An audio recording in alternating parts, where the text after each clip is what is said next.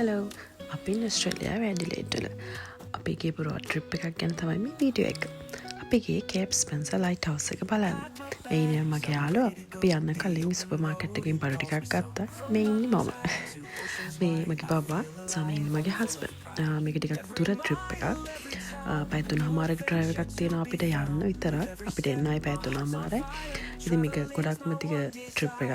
ඉතින් අපි යන ගමන් අපිට අපි දැක්ක ඔස්ට්‍රේලියාවේ ඇඩිලේඩ් වල තියෙන රීජනල් විලේජස් පොඩි පොඩි සිටීස් ඒ වගේ මේ වගේ පොඩි පොඩි කාන්තාර වගේ ප්ලේසස් හරිම සීතලයි යන්න මොකද දැන් වින්ටර් එක පටන් ගන්න හදන්නේ.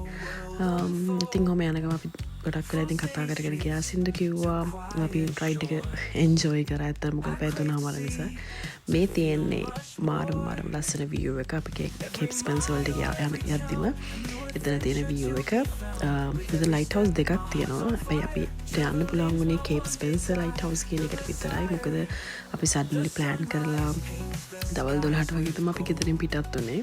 ඉතින් මාරම ලස්සන view එකක් තියෙනවා. අපි ඉතින් පොඩි ෆොටෝ ෂූට් එකක් කරා.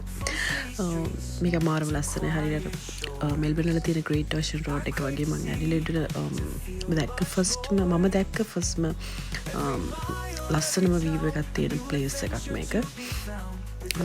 ඉතින් අපි හවස ගෙදර මොකද වැඩි වෙලාවක් එතන හිටියේ නෑ. අපි ටයිමින් මදි නිසා මේ සන්සෙට් එක මාරම ලස්සනයි. ඉතින් ඔයගොල්ලෝ ටැප් තිබ්බත් ගිහින් බලන්න ඩ්‍රයිව් එක මාර worth.